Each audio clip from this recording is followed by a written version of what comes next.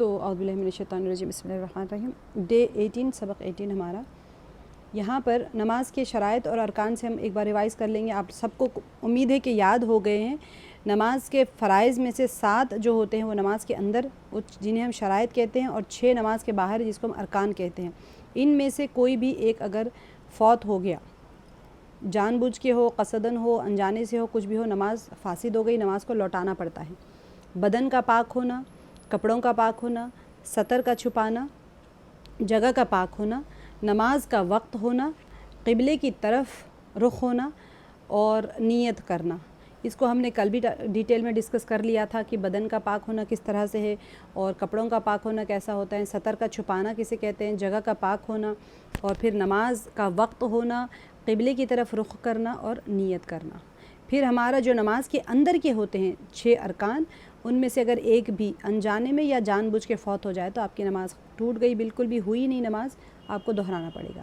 تو تکبیر تحریمہ کرنا بنا اللہ اکبر کہہ کے کسی نے نماز شروع کر لیا ہو تو نماز نہیں ہوتی۔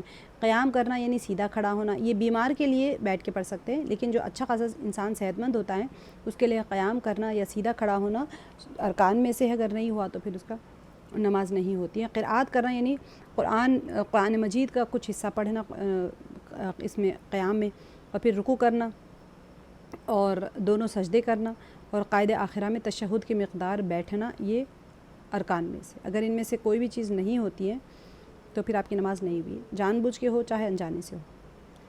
اچھا، آگے ہمارے نماز کے واجبات تھے جو ہم نے 11 واجبات کیے تھے، وہ چیزیں جو اگر بھولے سے چھوٹ جائے تو سجدے سہو کرنا پڑتا ہے، اس سے درست ہو جاتی ہے نماز۔ اگر جان بوجھ کے چھوڑ دے تو پھر نماز لوٹانی پڑے گی۔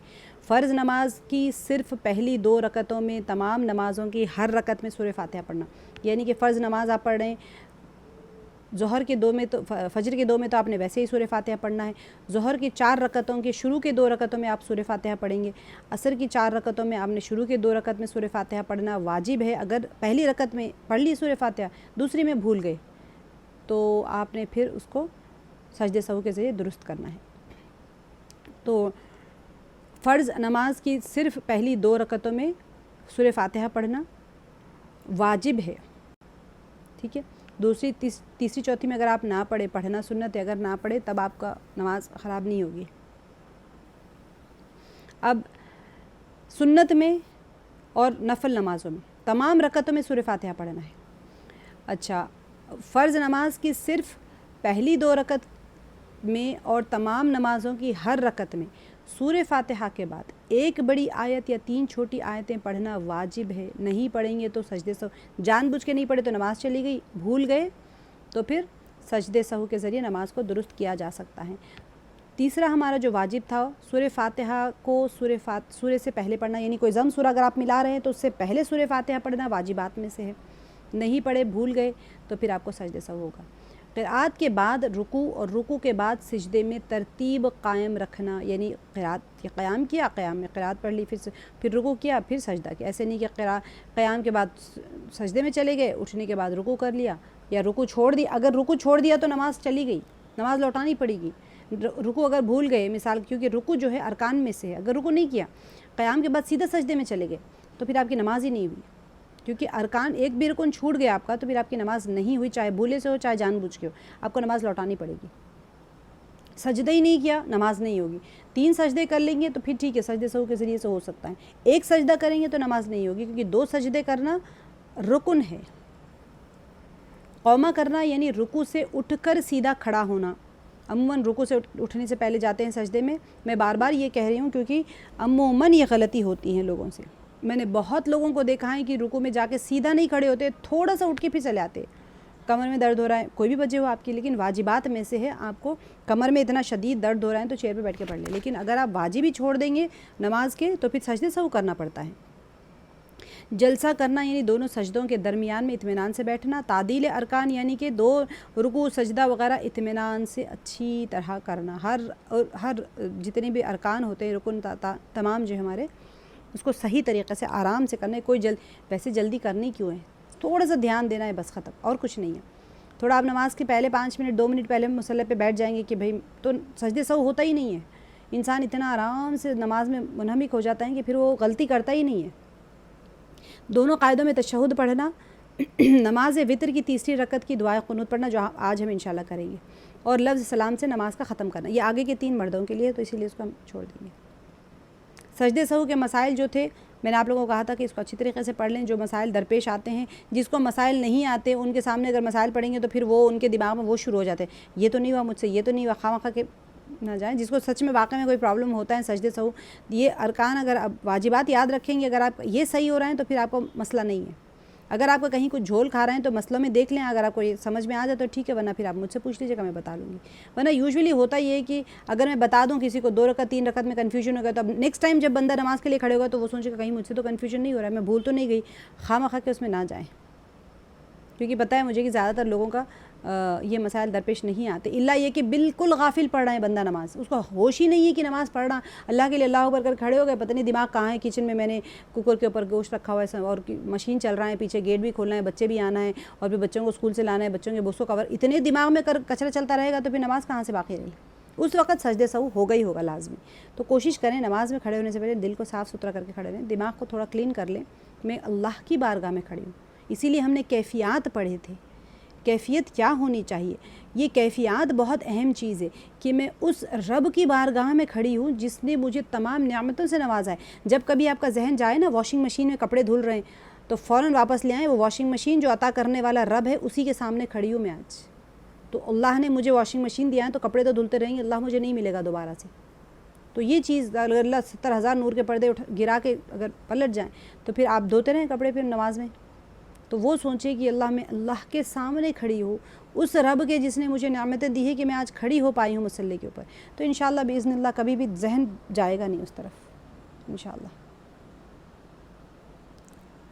نماز کے مفسدات بھی ہم نے دیکھے تھے کہ ایسی چیزیں جن سے نماز ٹوٹ جاتی ہیں. نماز کی حالت میں بات کرنا، جان کر ہو یا بھول کر، تھوڑی ہو یا زیادہ. نماز سے باہر والے کسی شخص کی دعا پر آمین کہنا، کسی درد یا تکلیف کی وجہ سے کراہنا یا اوہ آہ یا اف کرنا نماز کے اندر. قرآن شریف دیکھ کر پڑھنا اور قرآن مجید پڑھنے میں ایسی غلطی کرنا کہ جس سے معنی خراب ہو جائے، اور نماز کی حالت میں کوئی ایسا کام کرنا جس کی وجہ سے دیکھنے والے یہ سمجھے کہ یہ شخص نماز میں نہیں ہے. نماز پڑھتے ہوئے کوئی چیز کھا لینا، قبلے کی طرف سے بغیر کسی عذر کے سینہ پھیر لینا، ناپاک جگہ پر سجدہ کرنا، نماز میں کوئی فرض چھوڑ دینا. جو ہم نے آلریڈی فرائض پڑھ لیے تھے 13 فرائض، اس میں سے کوئی ایک فرض چھوڑ دینا تو نماز مفسد فاسد ہو جاتی، نماز لوٹانا پڑے گا. اور امام کی جگہ سے آگے بڑھ جانا یہ مردوں کے لیے. مسافر کی نماز آپ لوگوں کو یاد ہوگی کہ میں نے بتایا 78 کلومیٹر سے زیادہ سفر کر کے کوئی بندہ اپنے شہر چھوڑ کے نکلنے کا ارادہ کر لے، جیسے ہی اس نے آبادی کو کراس کر لیا وہ نماز مسافر کی ہو جاتی ہیں. اور پھر انسان یہ چاہے وہ گھنٹوں میں طے کرے چاہے منٹوں میں طے کرے، وہ دیٹس ناٹ اے پرابلم. آپ اگر کوئی اسپیڈ کار سے جا رہے ہیں، آپ 78 کلومیٹر 1 گھنٹے میں چلے گئے تو پھر پہلے تھا 3 دن کا سفر کرنا، اب ایسا نہیں ہے. اتنا کلومیٹر آپ نے کور کر لیا تو پھر ٹھیک ہے، آپ مسافر ہو گئے. شرط کیا ہے؟ آپ جہاں سفر کر کے جا رہے ہیں وہاں پر آپ 15 دن سے کم کی نیت ہے. تو اگر آپ نے ارادہ کر لیا 15 دن یا 15 دن سے زیادہ وہاں رکنے کا ارادہ کر لیا ہے تو آپ مسافر نہیں رہیں گے. جہاں پہنچیں گے وہاں پر پوری نماز آپ نے پڑھنی ہے. سفر کے اندر آپ قصر کر لیں. پہنچتے ہی جیسے ہی آپ ڈیسٹینیشن کو پہنچ گئے وہاں پر کتنے دن رکنا ہے آپ نے، 1 دن 2 دن رک کے آپ کو واپس آنا ہے لوٹ کے، تو آپ مسافر ہے. آپ نے قصر کرنی ہے نماز کو. ظہر، عشاء اور عصر 3 نمازیں جو 4 رکعت والی نمازیں ہوتی ہیں اس کو 2 رکعت کر کے پڑھنی ہوتی ہے. فجر اور سنتیں ہیں، اگر کوئی آسانی سے پڑھ سکتا ہے تو ٹھیک ہے، ورنہ پھر اس میں رخصت ہے، سنتوں کو بھی چھوڑ سکتے ہیں. آپ سب جانتے ہیں اپنے دل کا حال، ٹھیک ہے. سنت موقدہ پڑھنے کی فضیلتیں آپ کو پتہ ہے، جنت محل بننا شروع ہو جاتا ہے. تو اگر آپ نے جان بوجھ کے ایسے ہی چھوڑ دیا تو پھر آپ کا محل نہیں بنے گا. اختیار دیا گیا اسی وقت جب آپ کو پڑھنا دشوار ہو، اس وقت اختیار ہے. جیسے کہ آپ ٹرین میں بالکل نہیں پڑھ پا رہے ہیں، آپ کوئی ایسی مجبوری ہے وہاں پر، تو فرض تو ادا کر لیں اپنے سفر میں کسی اس طرح کا. اور قصر کرنے کے بجائے پوری نماز پڑھنا یہ سوچ کے کہ مجھے زیادہ ثواب ملے گا تو وہ گنہگار ہوگا. اسی لیے اللہ سبحانہ و تعالیٰ نے قصر میں صرف کون سی عشاء مغرب کی نماز 3 رکعت ہی پڑے گی، صرف 4 رکعت والی نماز 2 رکعت کر کے پڑے گی قصر کی. اچھا، یہ بہت امپورٹنٹ مسئلہ ہے. اگر کسی کی نماز جو سفر میں قضا ہو جائے تو گھر پہنچ کر اس کی جو ادا ہوتی ہے نا، آپ اس کی قضا پوری کر رہے ہیں تو وہ قصر کی 2 رکعت ہی ہوں گے، ٹھیک ہے. پوری نماز نہیں پڑھیں گے آپ. 2 رکعت ہی اس کی، یعنی ظہر اثر اور عشاء کی نماز 2 رکعت ہی پڑھیں، کیونکہ آپ کو جس حال میں آپ کے اوپر جو چیز واجب ہوئی تھی وہ حال آپ کا سفر کا تھا، تو اس کی قضا بھی سفر کی طرح ہی ہوگی۔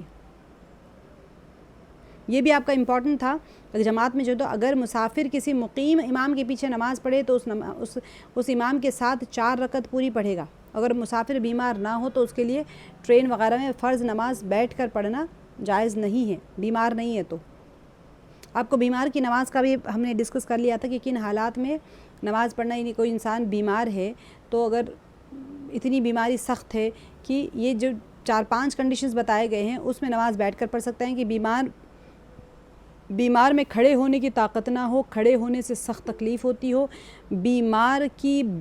یعنی بیماری کے بڑھ جانے کا اندیشہ ہو، اور سر میں چکر آ کر گر جانے کا ڈر ہو، کھڑے ہونے کی طاقت ہو تو لیکن رکوع سجدے کی طاقت نہ ہو، یہ ساری کنڈیشنز میں وہ بیمار کی کیفیت میں آ جاتے ہیں۔ تو بیمار کی 2 طریقے کی نماز ہوتی ہیں، بیٹھ کر بھی پڑھ سکتا ہے اور لیٹ کر بھی پڑھ سکتا ہے۔ بیٹھ کر نماز پڑھنے کا میں نے آپ کو بتا دیا تھا، کسی بھی طرح آلتی پالتی باندھ سکتے ہیں، پیر لمبا کر کے باندھ سکتے ہیں، پیٹھ کو ٹیکا لگ کے بیٹھ سکتے ہیں آپ، یا پھر تشہد کی حالت میں جسے ہم بیٹھتے ہیں وہ بیٹھ جاؤ تو زیادہ افضل ہے اس طرح سے بیٹھ کے پڑھنا۔ اور اگر بیٹھ کر نماز پڑھنے کی حالت میں رکوع سجدہ کر سکتا ہے تو رکوع سجدہ کر لے، نہیں تو پھر کیا کرے؟ مستحب طریقہ کیا ہے کہ بیٹھنے کے ساتھ ساتھ وہ اتنا سر جھکائے کہ سر گھٹنوں کے سامنے آ جائے، ٹھیک ہے، اور ویسے تو سر اور پیٹھ معمولی جھکا دے تب بھی رکوع ہو جائے گا، اور سجدہ اسی طرح کرے جس طرح ایک ہوتا ہے نا تندرست آدمی زمین پر سر رکھ کر کرتا ہے، ویسے ہی سجدہ کرے۔ اگر نہیں کر سکتا ہے سجدہ تو پھر رکوع کے لیے تھوڑا جھکے، سجدے کے لیے تھوڑا زیادہ جھکے، تکیے کے اوپر سجدہ نہ کرے، تکیے پہ سجدہ کرنا منع کیا گیا ہے۔ اور اگر بیٹھ کر رکوع سجدہ نہیں کر سکتا تو پھر رکوع سجدہ اشارے سے کرے، اور اس صورت میں بھی اس بات کا خیال رکھے کہ سجدے کے لیے رکوع سے زیادہ سر جھکائے بس۔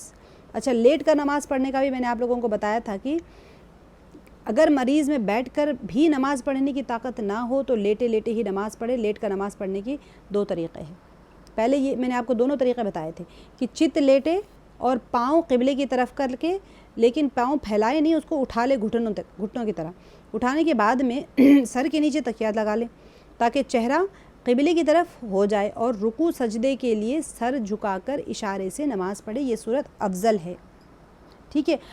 دوسرا طریقہ یہ ہے کہ کروٹ پر لیٹ کر چہرہ قبلے کی طرف کر لے، البتہ دائیں کروٹ پر لینا افضل ہے۔ نارتھ اور ساؤتھ میں آپ باڈی کا ڈائریکشن رکھیں گے، ٹھیک ہے، شمال اور جنوب میں، اور سجدے کی طرف قبلے کی طرف آپ کا چہرہ کر لیں گے، تو داہنی طرف اگر آپ کر لیں تو پھر اس طرح کر کے آپ نماز پڑھ سکتے ہیں۔ اگر کسی کا نہیں ہو سکتا لیٹ کر بھی، سر اشارے سے بھی نہیں پڑھ سکتے، تو پھر اس کی نماز مؤخر کر دی جائے گی، جب وہ صحت مند ہو جائے گا تو پھر نماز اپنی قضا پڑھ لے گا۔ آج ہم کریں گے وتر نماز کی طریقہ۔ وتر کی نماز واجب ہے، اگر چھوٹ جائے تو اس کی قضا کرنا ضروری ہے۔ عشاء کے بعد میں جو وتر پڑھتے ہیں اس کی آپ دیکھیں، جس کی نمازیں چھوٹی ہوئی ہیں نا وہ قضا پڑھ رہے ہیں، تو 6 نمازوں کی قضا پڑھیں گے وہ، فجر، ظہر، عصر، مغرب، عشاء اور وتر۔ کسی کا مرحومین کے فدیے دیتے ہیں لوگ نمازوں کے، 6 نمازوں کے فدیے دیں گے، ٹھیک ہے، وتر کا الگ سے فدیہ دیتے ہیں۔ یہاں پر وتر کی نماز پڑھنے کا طریقہ کیا ہے؟ عشاء کی سنتوں سے فارغ ہونے کے بعد میں 3 رکعت وتر کی نیت باندھ لے، دوسری رکعت کے قاعدہ میں اتحیات پڑھ کر تیسری رکعت کے لیے کھڑا ہو جائے، جیسے آپ مغرب کی نماز پڑھتے ہیں نا، ایسے ہی کھڑا ہو جائے 3 رکعت میں، اور پھر سورہ فاتحہ اور سورہ پڑھنے کے بعد میں اللہ اکبر کہتے ہوئے ہاتھ کانوں تک لے جائیں، عورتوں کے لیے کندھوں تک، مردوں کے لیے کانوں تک، اور پھر ہاتھ باندھ لے اور دعائے قنوت پڑھیں، پھر رکوع کر کے پوری نماز مکمل کر لے۔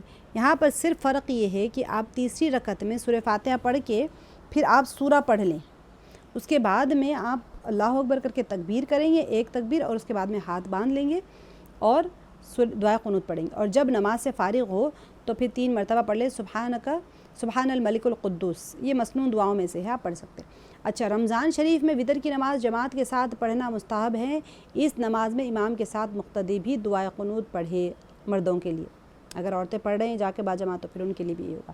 اگر وتر کی تیسری رکعت میں دعائے قنوت پڑھنا بھول جائے تو سجدہ سہو کرنا واجب ہے، کیونکہ دعائے قنوت پڑھنا واجبات میں سے ہوتا ہے۔ اگر بھول جائے تو سجدہ سہو پڑھے، سجدہ سہو کرنا بھی بھول جائے تو نماز دہرائے پھر، کیونکہ واجب کا چھوڑ دینے سے اس کے اوپر اس کی نماز ختم ہو جاتی ہے۔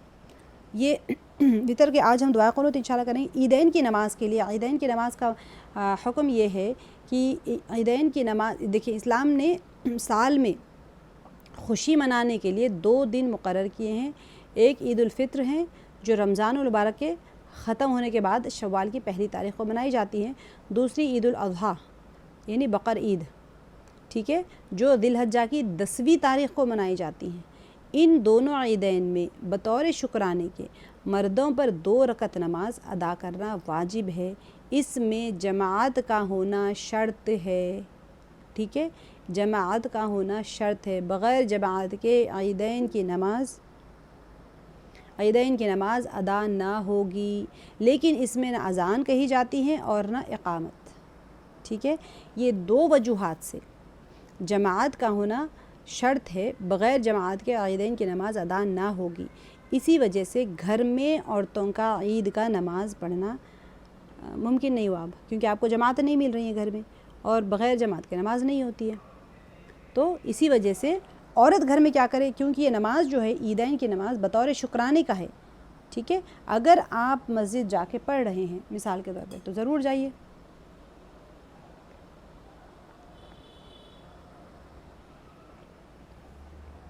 اگر مسجد جا کے نماز پڑھنے کی سہولت ہے، عیدگاہ میں عورتوں کا پردے کے ساتھ نماز پڑھنے کا اہتمام ہے، سہولت ہے، آپ کے مرد حضرات آپ کو لے کے جا رہے ہیں، جھگڑا نہ کریں۔ باجی نے کہا تھا عید کی نماز مسجد میں جا کے پڑھنے کے لیے، ہم جائیں گے مسجد، ہماری باجی نے تو کہہ دیا، ایسے جھگڑا نہ کریں، سہولت ہے، ہم باہر تھے تو ہم جاتے تھے، ہمارے لیے سہولتیں تھیں۔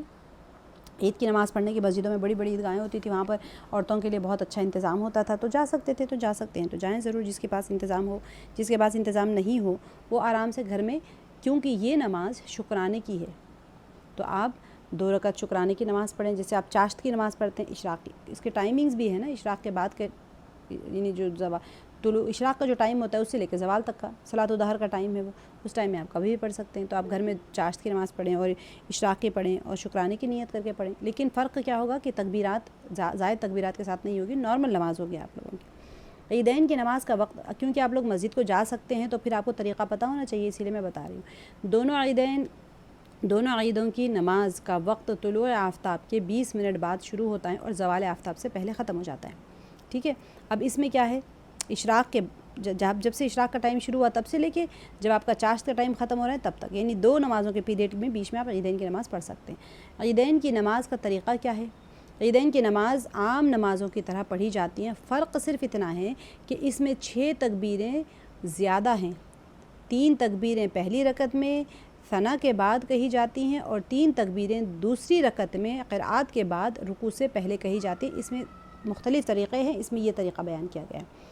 عیدین کی نماز کی ترتیب کیسے پڑھتے ہیں، سب سے پہلے دل میں اس طرح نیت کریں کہ میں عید الفطر یا عید الاضحیٰ کی 2 رکعت نماز امام کے پیچھے اللہ کے لیے ادا کر رہی ہوں، اگر آپ کو موقع مل جائے تو۔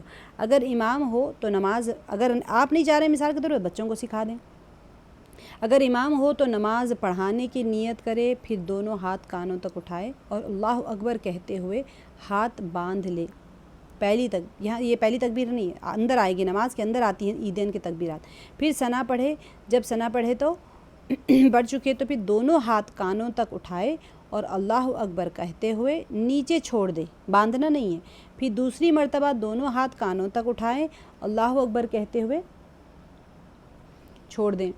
پھر تیسری مرتبہ دونوں ہاتھ کانوں تک اٹھائیں اور اللہ اکبر کہتے ہوئے ہاتھ باندھ لیں، ٹھیک ہے۔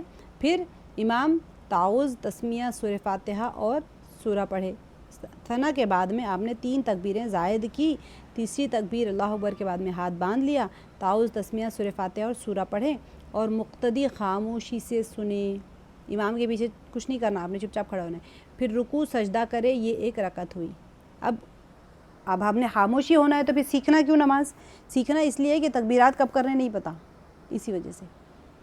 جب دوسری رکعت کے لیے کھڑے ہوں تو امام تسمیہ، سورہ فاتحہ اور سورہ پڑھے، مقتدی خاموشی سے سنیں۔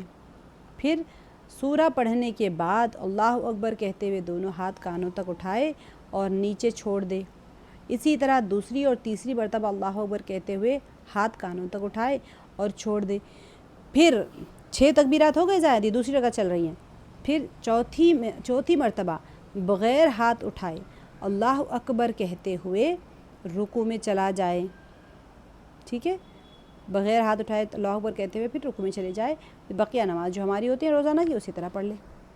پھر امام 2 خطبے دے کر خطبے میں تکبیر تشریق زیادہ پڑھے. ٹھیک ہے، امام کیا کرتے ہیں عیدین میں 2 خطبے دیتے ہیں.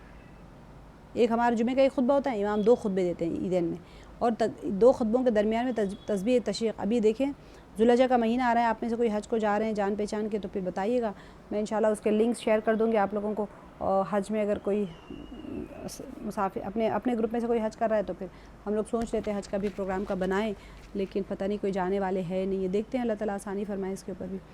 تو پہلے خطبے کے شروع میں 9 مرتبہ اور دوسرے خطبے کے شروع میں 7 مرتبہ مسلسل تکبیر پڑھنا مستحب ہے. مقتدی اطمینان سے خطبہ سنیں، خطبہ سننا واجب ہے. خطبے کے ٹائم پہ خاص طور سے بچے جب جاتے ہیں ان کو تلقین کر کے بھیجیں کہ بات نہ کرے کسی سے، خاموشی سے خطبہ سننا مستحب عمل ہے.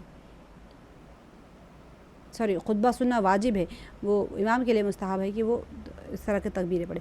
تکبیر تشریق آپ سب کے لیے ہے. رمضان ذی الحجہ شروع ہو جائے گا تو اس لیے اللہ اکبر لا الہ الا اللہ اللہ اکبر وللہ الحمد، یہ تکبیر تشریق ہے. یہ تکبیر 9 ذی الحجہ کی فجر سے 13 ذی الحجہ کی عصر تک، 9 ذی الحج عرفے کے دن کی فجر سے، ٹھیک ہے، اور 9 ذی الحج کی عصر تک ہر فرض نماز کے بعد میں مرد عورت سب پر 1 مرتبہ پڑھنا واجب ہے.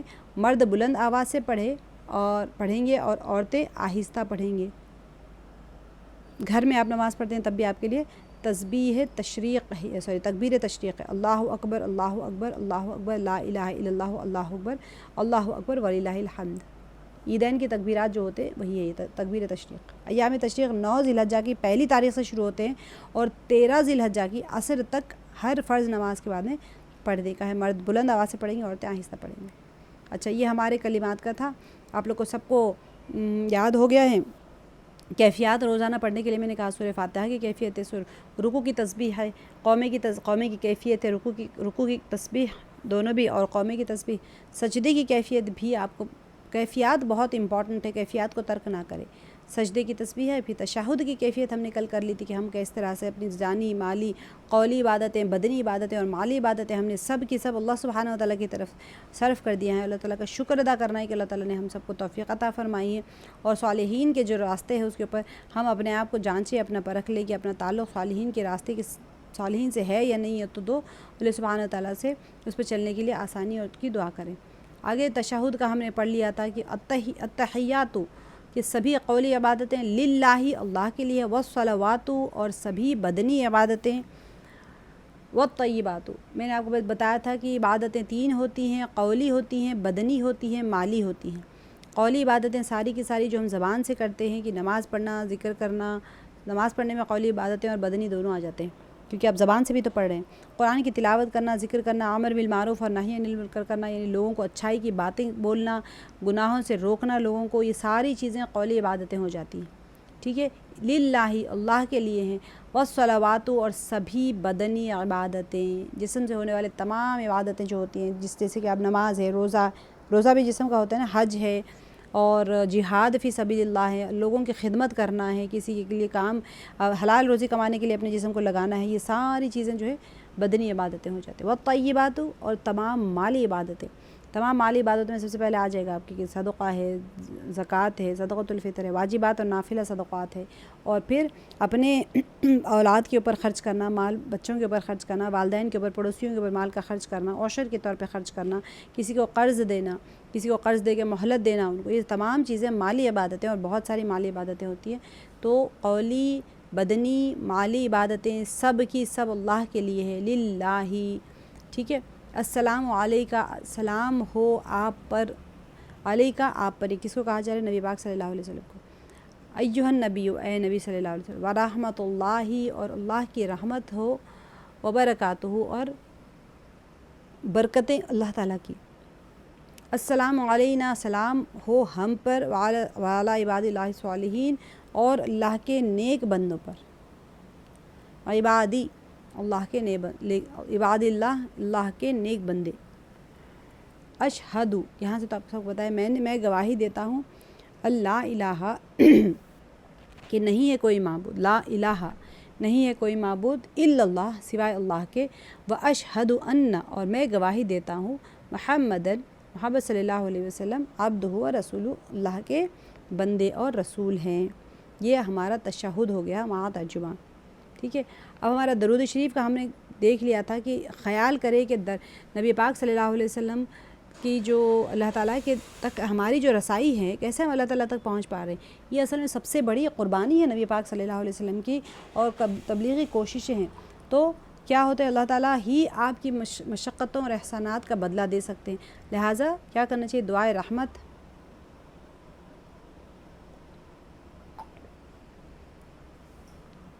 یعنی دعائے رحمت یعنی درود کی شکل میں آپ صلی اللہ علیہ وسلم کے احسان کا ہم اعتراف کریں، کیونکہ نبی پاک صلی اللہ علیہ وسلم کے اوپر درود آپ چاہیں بھیجیں، آپ چاہیں کچھ کہیں یا نہ کہیں، درود کا ثواب تو نبی پاک صلی اللہ علیہ وسلم کو جائے گا، لیکن ہم کیا سوچیں کہ ہمارا اعزاز ہے کہ اللہ تعالیٰ نے ہمیں قبول کیا ہے، ہماری زبان کو قبول کیا ہے کہ ہم اللہ کے نبی صلی اللہ علیہ وسلم پر درود بھیج پا رہے ہیں۔ رسول اللہ صلی اللہ علیہ وسلم نے کیا فرمایا کہ جو مجھ پر ایک مرتبہ درود بھیجے اللہ اس پر 10 بار رحمت اتارتے ہیں۔ جب بھی نبی پاک صلی اللہ علیہ وسلم کا نام آئے تو آپ سب کو ایک مرتبہ صلی اللہ علیہ وسلم ضرور پڑھ لینا چاہیے۔ اب درود ابراہیمی اللہم صلی علی محمد وعلی آل محمد کما صلیت علی ابراہیم وعلی آل ابراہیم انک حمید مجید، یا اللہ اے اللہ رحمت بھیج، صلی علی محمد مصطفیٰ صلی اللہ علیہ وسلم پر، وعلی آل محمد، اب جب بھی رحمت بھیجیے نبی صلی اللہ علیہ وسلم پر اور ان کی آل پر، جس طرح سے کما صلیتا جس طرح سے بھیجی آپ نے علی ابراہیم ابراہیم علیہ السلام پر، وعلی آل ابراہیم اور آل ابراہیم علیہ السلام پر، انک حمید مجید بے شک آپ نے تعریف کے قابل، آپ ہی تعریف کے قابل اور بزرگی والے ہیں، مجید جو ہوتے ہیں عظمت والے ہیں، بزرگی والے، اس میں اللہ سبحانہ وتعالیٰ کی ہم تعریف بیان فرما رہے ہیں درود ابراہیمی میں۔ اب یہاں پر ہم نے صلو کہا، آگے ہم بارک کہیں گے، اللہم بارک علی محمد وعلی آل محمد کما بارکت علی ابراہیم وعلی آل ابراہیم انک حمید مجید۔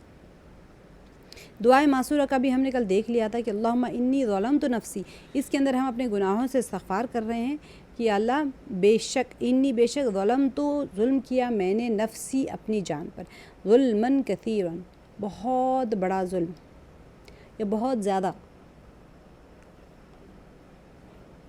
آگے ولا یغفر الذنوب اور نہیں بخش سکتا گناہوں کو الا انت، اللہ کے سوا کوئی گناہوں کو نہیں بخش سکتا، ہم اس کا اعتراف کر رہے ہیں کہ اللہ آپ کے سوا کوئی گناہوں کو نہیں بخش سکتے، فاغفر لی مغفرۃ بس مجھے بخش دیجئے خاص بخشش، اپنی خاص بخشش، من عندک اپنی جانب سے، ورحمنی اور مجھ پر رحم فرمائیے، انکا بے شک آپ، انت الغفور الرحیم آپ ہی بہت بخشنے والے، غفور الرحیم اور بہت رحم کرنے والے ہیں۔ آج ہم دیکھتے ہیں دعائے قنوت کی کیفیت، دعائے قنوت کے مع ترجمہ۔ اللہم، دیکھیں جس کو یاد نہیں ہے وہ ضرور اس کو ترجمہ غور سے سنیں اور یاد کرنا شروع کریں، بہت آسانی سے یاد ہو جائے گا، انشاءاللہ ایک دن میں یاد ہو جائے گا آپ لوگ کو۔ اللہم اے اللہ، انا ہم، نستعینک آپ سے مدد مانگتے ہیں، استعانت کہتے ہیں مدد مانگنے کو، طلب کرنا مدد، نستعینک آپ سے مدد مانگتے ہیں، ہم آپ سے مدد مانگتے ہیں، انا نستعینک ہم آپ سے مدد مانگتے ہیں، ونستغفرک اور آپ سے بخشش چاہتے ہیں۔ دیکھیے معاف مدد اللہ تعالیٰ ہی کر سکتے ہیں، معاف بھی اللہ ہی کر سکتے ہیں، وَنُؤْمِنُ بِكَ اور آپ پر ایمان لاتے ہیں، نُؤْمِنُ بِكَ وَنَتَوَكَّلُ عَلَيْكَ اور آپ پر بھروسہ کرتے۔ دیکھیں یہاں پر علی کا آ گیا، یہ کا بھی آ گیا، بکا کا، تو آپ لوگوں کو جب گرامر کر رہے ہیں نا اس کے اندر کا آپ کو یاد آ جائے گا کہ دیکھیں، اور آپ پر بھروسہ کرتے ہیں، وَنُثْنِي اور تعریف، ثنا ہم نے پیچھے پڑھ لیا، ثنا اسی سے آتا ہے، ونثنی ہم تعریف کرتے ہیں، ونثنی ہم تعریف کرتے ہیں، علیک آپ کی ونثنی علیک الخیر آپ کی بھلائی پر آپ کی تعریف کرتے ہیں، ونشکرک اور آپ کا شکر ادا کرتے ہیں۔ دیکھیں جس کے اصل میں ہم جس کے اوپر بھروسہ کرتے ہیں، مدد کس سے مانگتا ہے انسان؟ مدد کس سے مانگتا ہے انسان؟ جس کے اوپر یقین ہو کہ یہ میری مدد کرے گا، اور آپ کو یقین ہو کہ یہ مجھے سنبھال لے گا۔ پانی میں ڈوب رہے ہیں، بچے کو کہیں گے میری مدد کرو؟ نہیں کریں گے، کہیں کیوں؟ آپ کو بتائے کہ اس کی استطاعت نہیں ہے مجھے بچانے کی، ٹھیک ہے؟ تو مدد انسان اسی سے طلب کرتا ہے جس کے اندر استطاعت دیکھتا ہے۔ تو ہم کہہ رہے ہیں کہ یا اللہ ہم آپ سے مدد مانگتے ہیں، اس کا مطلب یہ ہے کہ ہم یہ اقرار کرتے ہیں کہ آپ ہی ہماری مدد کر سکتے ہیں اور کوئی نہیں ہے روئے زمین پہ ہماری مدد کرنے والا۔ ونستغفرک اور بخشش طلب کر رہے ہیں، سب باب استفعال سے ہے یہ، نستغفرک اور بخشش طلب کرتے ہیں، ونؤمن بک اور ایمان لاتے ہیں آپ پر، اور ونتوکل علیک اور آپ پر بھروسہ کرتے توکل کرتے ہیں، ٹھیک ہے؟ اور ونثنی ہم تعریف کرتے ہیں علیک الخیر تیری بھلائی پر، یعنی آپ کی بھلائی پر ہم تعریف کرتے ہیں، ونشکرک اور آپ کا شکر ادا کرتے ہیں، ولا نکفرک اور آپ کی ناشکری نہیں کرتے، ونخلع اور ہم علیحدہ ہو جاتے ہیں، خلوت کہتے ہیں علیحدگی کو، خاموشی کو، تنہائی کو، نخلع اور علیحدہ ہو جاتے ہیں، ونترک اور چھوڑ دیتے ہیں، من یفجرک جو اسے جو آپ کی نافرمانی کرے، من یفجرک جو آپ کی نافرمانی کرے۔ اب اللہ تعالیٰ سے فرمانے ونکفرک اور آپ کی ناشکری نہیں کرتے، ٹھیک ہے؟ ونخلع اور ہم علیحدہ ہو جاتے ہیں، ونترک اور چھوڑ دیتے ہیں اسے جو آپ کی نافرمانی کرے۔ من یفجرک اللہم ایاک اے اللہ، ایاک نعبد تیری ہی عبادت کرتے ہیں، ولک نصلی اور آپ ہی کے لیے نماز پڑھتے ہیں، ولک آپ کے لیے، لک آپ کے لیے نماز پڑھتے ہیں، ونسجد اور سجدہ اور آپ کو ہی سجدہ کرتے ہیں، وإلیک النسعی اور آپ کی طرف دوڑتے ہیں۔ یہ آپ نا اس کو ایک ایک ورڈ کو غور کریں گے نا تب آپ کو اندازہ ہوگا کہ کتنی اہم ہے دعا قنوت۔ صحیح کرنا یعنی دوڑنا، جیسے آپ صحیح کرتے ہیں نا عمرہ میں جا کے، تو آپ ہی کی طرف دوڑتے ہیں، جب جس سے انسان کو وابستگی ہوتی ہے نا اسی کی طرف سب سے پہلی دوڑ اسی کی طرف لگاتا ہے انسان۔ اور نسجد آپ کو سجدہ کرتے ہیں، آپ ہی کے لیے نماز پڑھتے ہیں، آپ ہی کو سجدہ کرتے ہیں، آپ ہی کی طرف دوڑ لگاتے ہیں۔ آگے ہے ونحفظ اب حاضر ہوتے ہیں، ونرجو اور ہم رجوع کرنا یعنی ہم امید رکھتے ہیں، نرجو رحمتک اور آپ سے کیا کس چیز کی امید رکھتے ہیں؟ رحمت کی امید رکھتے ہیں اللہ تعالیٰ سے، ونخشا اور ہم ڈرتے ہیں، خشیت کہتے ہیں ڈرنے کو، ونخشا عذابک آپ کے عذاب سے، ان عذابک بے شک آپ کا عذاب بالکفاری یعنی کفار کے لیے، با آ گیا دیکھیں پھر سے ساتھ ہے مگر یہاں کا معنی سے نہیں آتا، بالکفاری تو کافروں کو ملحق پہنچنے والا ہے۔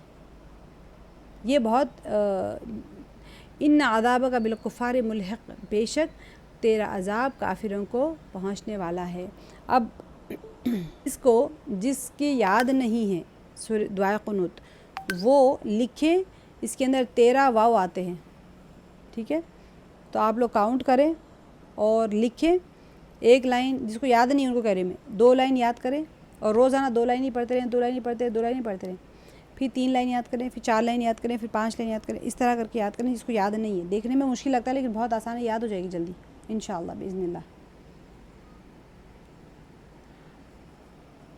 گرامر ہم نے کل کیا تھا، آپ لوگوں نے ریوائز کیا ہوگا، یہ والا لہو لہم لکا لی لکم لنا، ایک انگلی اور 4 انگلیوں سے میں نے کہا تھا لہو اس کے لیے، لہم ان سب کے لیے، لکا آپ کے لیے، ایک لی میرے لیے، لکم آپ سب کے لیے، لنا ہم سب کے لیے یا ہمارے لیے۔ ایسے ہی منہو تھا، اس سے، منہم ان سب سے، من کا آپ سے، منی مجھ سے، منکم آپ سب سے، منا ہم سے۔ ان سے بھی میں نے بتایا تھا ان سے کے معنی آتے ہیں ان ہو اس سے، ان ہم ان سب سے، ان کا آپ سے. یہ مخاطب کے لیے ایک انگلی لے کے آگے کی طرف کرنا، پھر ان نی ایک انگلی لے کے میرے سینے کی طرف کرنا ہے، پھر ان کم سامنے کی طرف 4 انگلیاں کرنا ہے، ان نا ہم سے 4 انگلیاں میرے سینے کی طرف کرنا ہے. اب یہاں پر انا سے مراد ہم سے. اب یہاں پر لگے گا کہ ارے بھائی انگلیاں کیوں کریں، ہم ایسے ہی پڑھ لیتے، بھول جائیں گے پھر، اس لیے ایسے ہی پڑھیں. میں نے جیسا آپ لوگ انگلیوں سے ہٹانا بتایا ویسے ہی پڑھیں، انشاءاللہ باذن اللہ یاد ہو جائیں گے آپ لوگوں کو بہت اچھی طریقے سے. اب یہاں پر بی بھی ہم نے کر لیا تھا، بی فی اعلیٰ، بی سے، فی بی یعنی سے، بھی اس سے. آپ انگلیوں کو ہٹا کے ضرور کریں. ایک انگلی رائٹ ہینڈ پہ بھی، 3 انگلیاں کھول کے بہم. سامنے مخاطب کے لیے کہیں گے بی کا، میرے لیے بی ٹھیک ہے. اور بکم 4 انگلیاں کھول کے آگے کی طرف بکم، پھر بنا میری طرف انگلی کر کے بنا ٹھیک ہے.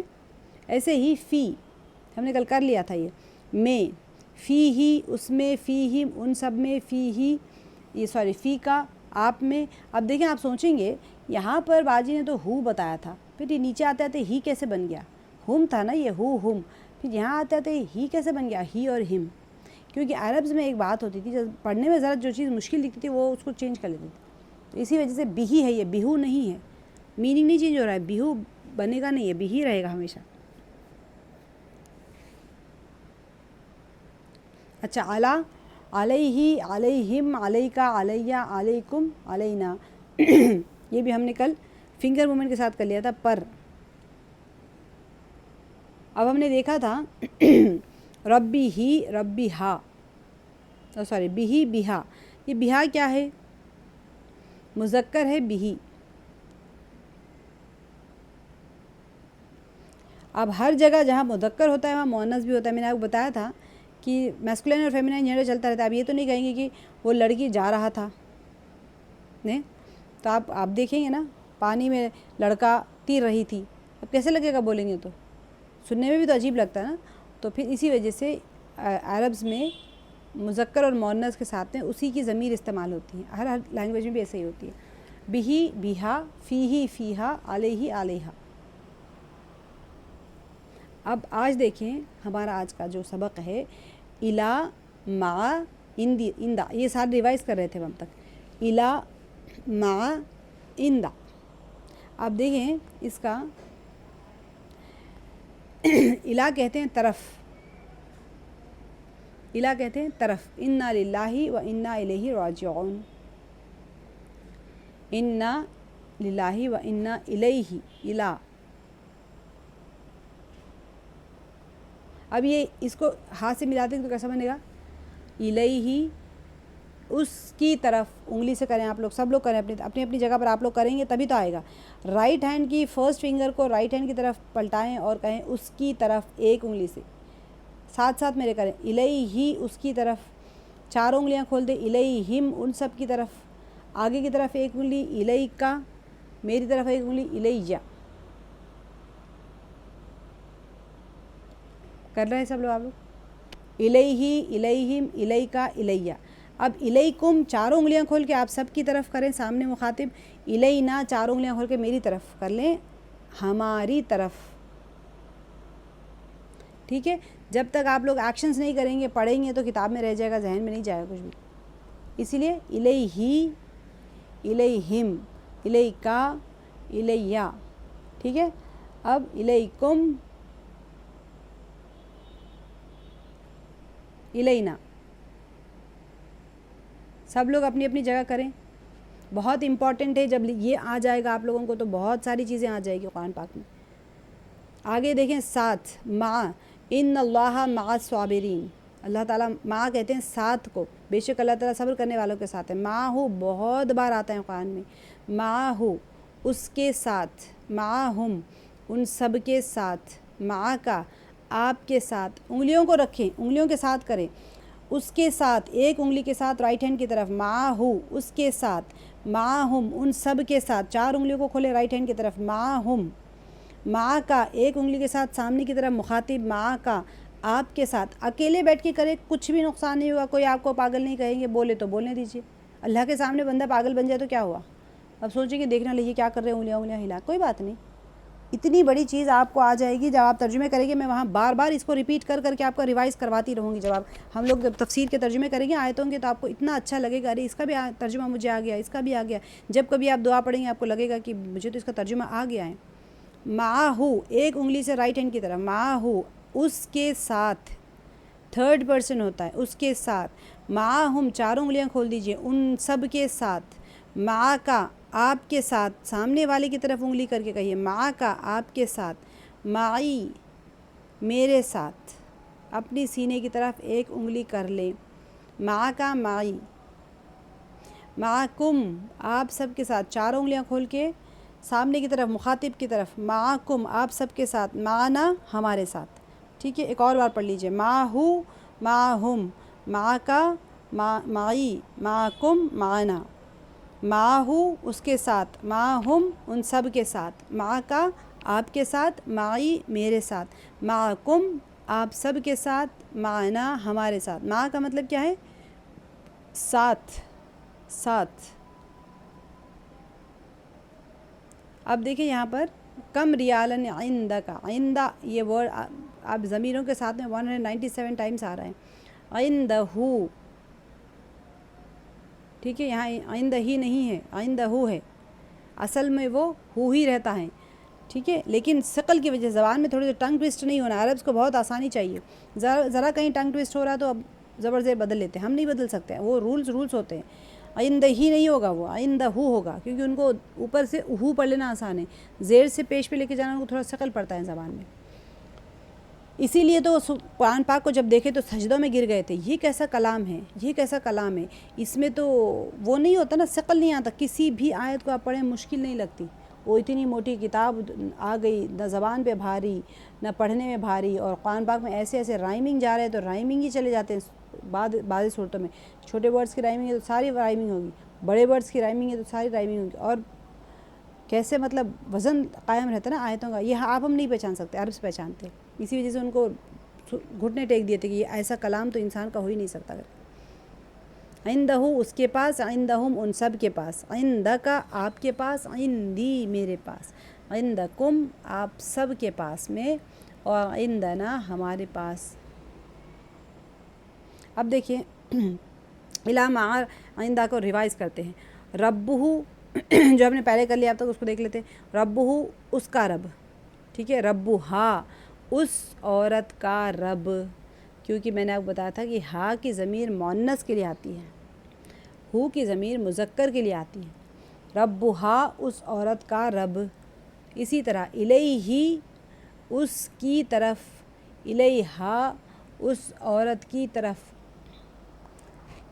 اب میں آپ کو جب قرآن پاک ہوگا تب بتاؤں گی، کیونکہ ہمیشہ عورت نہیں آئے گا، وہاں زمین بھی ہوتی ہے، کبھی درخت بھی ہوتا ہے، تو مؤنث ہے، اسی لیے آپ سمجھانے کے لیے آپ کو بتایا جا رہا ہے. لیکن وہاں آپ نہیں، وہاں پر وہاں اگر کہہ دیں درخت کا اگر ذکر آئے تو اس درخت کی طرف کہنا پڑے گا، اس عورت کی طرف نہیں کہیں گے ہم. ٹھیک ہے، تو الیہا، اس عورت کی طرف. الیہ، اس پر، علیہ، اس پر. علیہا، اس عورت پر.